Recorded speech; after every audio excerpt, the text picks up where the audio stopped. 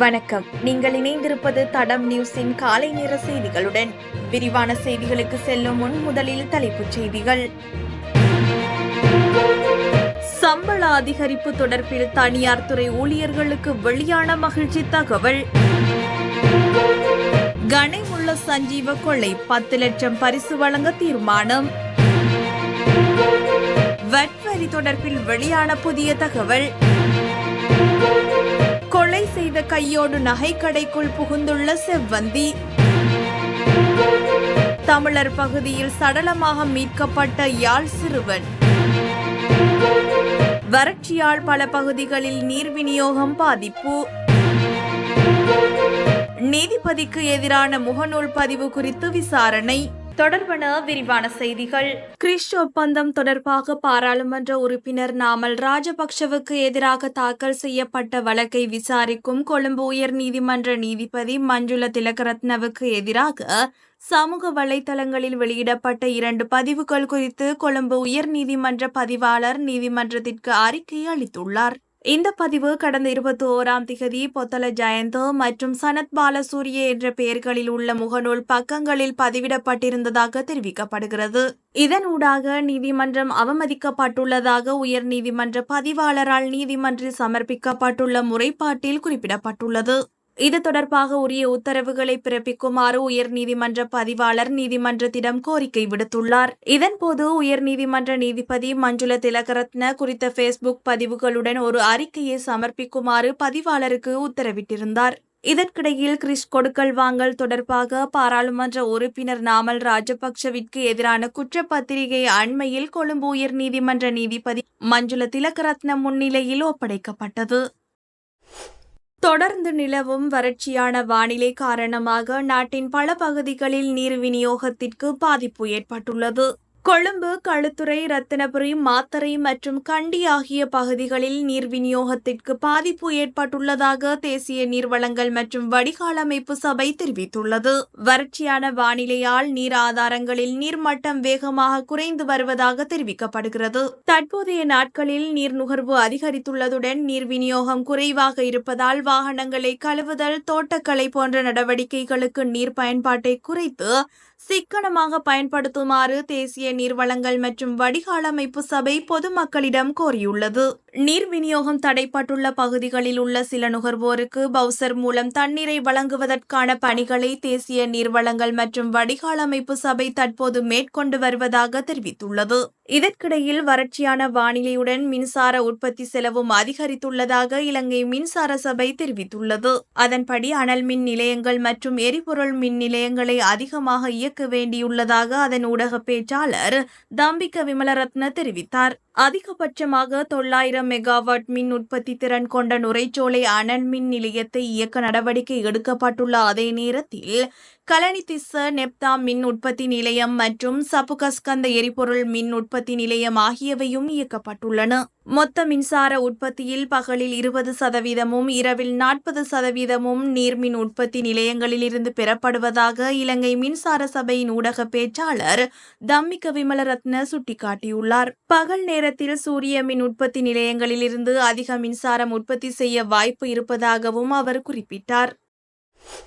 யாழ்ப்பாணத்தைச் சேர்ந்த சிறுவன் ஒருவன் முல்லைத்தீவு பகுதியில் உள்ள நீர்நிலை ஒன்றில் இருந்து சடலமாக மீட்கப்பட்டுள்ளார். குறித்த சிறுவன் முல்லைத்தீவு வற்றாப்பளை பகுதியில் இருந்து இன்று மீட்கப்பட்டதாக காவல்துறையினர் தெரிவித்துள்ளனர். சம்பவம் தொடர்பில் தெரிய வருகையில் யாழ்ப்பாணத்திலிருந்து முல்லைத்தீவில் உள்ள உறவினர் வீட்டுக்கு வருகை தந்த 16 வயதுடைய சிறுவன் நேற்று காணாமல் போயுள்ளார்.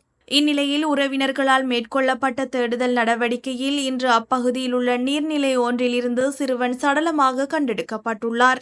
மேலும் குறித்த சிறுவனின் மரணம் கொலையா அல்லது விபத்தா என்பது குறித்து காவல்துறையினர் தீவிர விசாரணைகளை முன்னெடுத்து வருகின்றனர். கனேமுள்ள சஞ்சீவ கொலையில் மூளையாக செயற்பட்டவராக அடையாளம் காணப்பட்டுள்ள இஷாரா செவ்வந்தியின் சகோதரரின் வங்கிக் கணக்கில் கொலையை திட்டமிட்ட கெசல் பத்தர பத்தமே என்ற நபர் 1 லட்சம் ரூபாவை வரவு வைத்துள்ளதாக தெரியவந்துள்ளது. கடந்த 19ஆம் திகதி கனேமுள்ள சஞ்சீவ கொலை இடம்பெற்றதன் பின்னர் இந்த பணம் வரவு வைக்கப்பட்டுள்ளதாக தெரிவிக்கப்படுகிறது. இதேவேளை கொலைக்கு பிறகு சந்தேக நபர் செவ்வந்தி களுத்துறை நகரில் உள்ள ஒரு நகைக்கடையில் இருந்து 5 லட்சம் ரூபாய் மதிப்புள்ள தங்க நகைகளை வாங்கியிருப்பது தெரிய வந்துள்ளதாகவும் காவல்துறையினர் குறிப்பிட்டுள்ளனர்.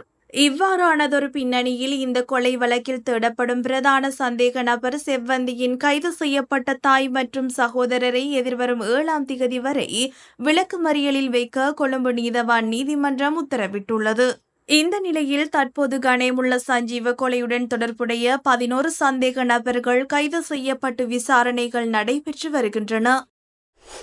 2024ஆம் ஆண்டு முதல் 10 மாதங்களில் வெட்வரியின் மூலம் அரசாங்க வருவாய் 86.8% அதிகரித்து ரூபாய் 1067.4 பில்லியனாக பதிவாகியுள்ளது. 2023ஆம் ஆண்டுடன் ஒப்பிடும்போது வட்வரியால் சேகரிக்கப்பட்ட ரூபாய் 571.5 பில்லியன் அரசாங்க வருவாய் 2024இல் ரூபாய் 495.9 பில்லியனாக அதிகரித்துள்ளது. அத்தோடு 2023ஆம் ஆண்டின் இதே காலகட்டத்துடன் ஒப்பிடும்போது 2024ஆம் ஆண்டின் முதல் 10 மாதங்களில் உள்நாட்டு நடவடிக்கைகளிலிருந்து பெறப்பட்ட வட்வரி வருவாய் 48.4% அதிகரித்து ரூபாய் 585.5 பில்லியனாக பதிவாகியுள்ளது. இதேவேளை 2023ஆம் ஆண்டின் முதல் 10 மாதங்களுடன் ஒப்பிடும்போது 2024ஆம் ஆண்டின் இதே காலகட்டத்தில் இறக்குமதிகளிலிருந்து கிடைத்துள்ள வட்வரி வருவாய் 172.5% அதிகரித்து ரூபாய் 481.9 பில்லியனாக உயர்ந்துள்ளது. இந்த நிலையில் 2024 ஜனவரி 1 முதல் நடைமுறைக்கு வரும் வகையில் வட்வரி 15 வீதத்திலிருந்து 18% உயர்த்தப்பட்டமையானது வருவாய் அதிகரிப்பதற்கான முக்கிய காரணமாகும். பாதாள உலக குற்றவாளியான கனேமுள்ள சஞ்சீவ கொலை சம்பவத்தின் சந்தேக நபரான இஷாரா செவ்வந்தி குறித்து அறிவிப்போருக்கு 10 லட்சம் பணப்பரிசு வழங்கப்படும் என அறிவிக்கப்பட்டுள்ளது. கனேமுள்ள சஞ்சீவ புதுக்கடை நீதவான் நீதிமன்றத்தின் 5ஆம் இலக்க நீதிமன்ற அறையில் சுட்டுக் கொல்லப்பட்டிருந்தார். கொலையை திட்டமிடப்பட்டதாக நம்பப்படும் பிங்குபுர தேவகே இஷாரா செவ்வந்தியை கைது செய்வதற்கு வழிவகுக்கும் தகவல்களை வழங்குபவர்களுக்கு 1 மில்லியன் ரூபாய் ரொக்க பரிசு வழங்க பதில் போலீஸ் மா அதிபர் தீர்மானித்துள்ளார். சந்தேக நபருக்கு நாட்டை விட்டு தப்பிச் செல்ல எந்த வாய்ப்பும் கிடைக்கவில்லை என்றும் அவர் தப்பிச் செல்வதை தடுக்க காவல்துறை அதிகபட்ச பாதுகாப்பு நடவடிக்கைகளை எடுத்துள்ளதாகவும் போலீஸ் ஊடக பேச்சாளர் புத்திக மனதுங்க தெரிவித்துள்ளார். இஷாரா செவ்வந்தி தனது அடையாளத்தை மாற்றிக்கொண்டும் போலி கடவுச்சீட்டை பயன்படுத்தியும் கடல் வழிகளை பயன்படுத்தி நாட்டை விட்டு தப்பிச் செல்வதை தடுக்க பாதுகாப்பு பலப்படுத்தப்பட்டுள்ளதாக புத்திக மனதுங்க மேலும் தெரிவித்திருந்தார். பொருளாதார வளர்ச்சிக்கு அமைய எதிர்வரும் காலங்களில் அரசு மற்றும் தனியார் துறையினருக்கு சம்பளம் அதிகரிக்கப்படும் என்று பிரதமர் கலாநிதி ஹரிணி அமரசூரிய தெரிவித்தார். பாராளுமன்றத்தில் செவ்வாய்க்கிழமை நடைபெற்ற 2025ஆம் ஆண்டுக்கான வரவு செலவு திட்டத்தின் 7ஆம் நாள் விவாதத்தில் உரையாற்றுகையில் மேற்கண்டவாறு குறிப்பிட்டார். அவர் மேலும் உரையாற்றியதாவது 2025ஆம் ஆண்டுக்கான வரவு செலவு திட்டம் மக்களுக்கு பயனுடையதாகவே உருவாக்கப்பட்டுள்ளது. அரசாங்கத்தின் எதிர்கால திட்டங்கள் தெளிவாக குறிப்பிடப்பட்டுள்ளன. இது ரணில் விக்ரமசிங்கவின் வரவு செலவு திட்டம், லிபரல்வாத திட்டம், சர்வதேச நாணய நிதியத்தின் திட்டம் என்று எதிர்க்கட்சியினர் பல விமர்சனங்களை முன்வைத்துள்ளனர். தேசிய மக்கள் சக்தியின் அடிப்படை கொள்கைக்கு பரஸ்பரமான வகையில் இந்த பாதீடு முன்வைக்கப்படுகிறது என்றும் குறிப்பிடுகின்றனர். இலங்கையில் இவ்வளவு காலமும் புதிய லிபரல்வாத கொள்கைகள் செயல்படுத்தப்படவில்லை. லிபரல்வாத கொள்கை என்று குறிப்பிட்டுக் கொண்டு குடும்ப ஆட்சியும் முதலாளித்துவ கொள்கையே கடந்த கால ஆட்சியாளர்கள் முன்னெடுத்தார்கள். அரசு சேவை தொடர்பில் தற்போது பேசப்படுகிறது. எவ்விதமான முறையாக வழிமுறைகளும் இல்லாமல் தான் தற்போதைய எதிர்க்கட்சியினர் அரசியல் சேவைக்காக அரசு உத்தியோகத்தர்களை கடந்த காலங்களில் விஸ்திரப்படுத்தினார்கள்.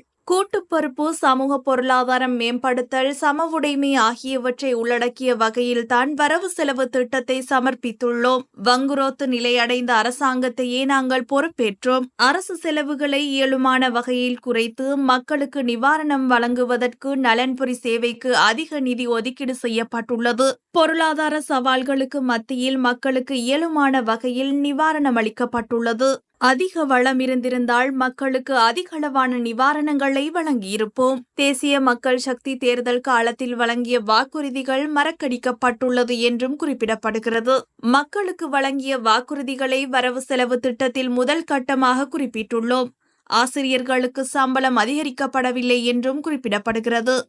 பாடசாலை அதிபரின் சம்பளம் 30,105 ரூபாவாலும் ஆசிரியர்களின் சம்பளம் 25,360 ரூபாவினாலும் இதர அரசு சேவையாளர்களின் அடிப்படை சம்பளம் 15,750 ரூபாவினாலும் அதிகரிக்கப்பட்டுள்ளது. பொருளாதார பாதிப்புக்கு மத்தியில் ஒரு சில வரையறைகளுக்கு மத்தியில் தான் அரசு சேவையாளர்களின் சம்பளம் அதிகரிக்கப்பட்டுள்ளது. பொருளாதார வளர்ச்சிக்கு அமைய எதிர்வரும் காலங்களில் அரசு மற்றும் தனியார் துறையினருக்கு சம்பள வேதாணிகள் அதிகரிக்கப்படும். வரவு செலவு திட்டம் தொடர்பில் எதிர்க்கட்சியினர் மாத்திரமே குற்றம் சாட்டுகின்றார்கள். பொருளாதார பாதிப்புக்கு மத்தியில் ஒரு சில நிபந்தனைகளுக்கு மத்தியில் தான் வரவு செலவு திட்டம் சமர்ப்பிக்கப்பட்டுள்ளது என்பதை மக்கள் நன்கு அறிவார்கள். ஆகவே மக்களுக்கு வழங்கிய வாக்குறுதிகள் அனைத்தையும் எமது பதவிக்காலத்துக்குள் நிறைவேற்றுவோம் என்றார். சம்பள அதிகரிப்பு தொடர்பில் தனியார் துறை ஊழியர்களுக்கு வெளியான மகிழ்ச்சி தகவல்.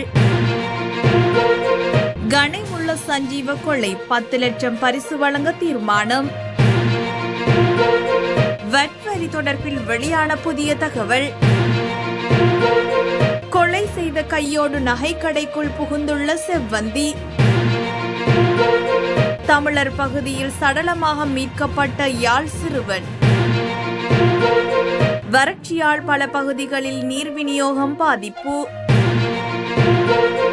நீதிபதிக்கு எதிரான முகநூல் பதிவு குறித்து விசாரணை. இதுபோன்ற செய்திகளை தெரிந்து கொள்ள தடம் நியூஸ் சேனலை சப்ஸ்கிரைப் செய்து அருகில் உள்ள பெல் பட்டனை கிளிக் செய்யுங்கள். மேலும் இதுபோன்ற செய்திகளை உடனுக்குடன் தெரிந்து கொள்ள தடம் fm.com என்ற இணையதளத்தின் வாயிலாகவும் எங்களுடன் இணைந்து கொள்ளுங்கள்.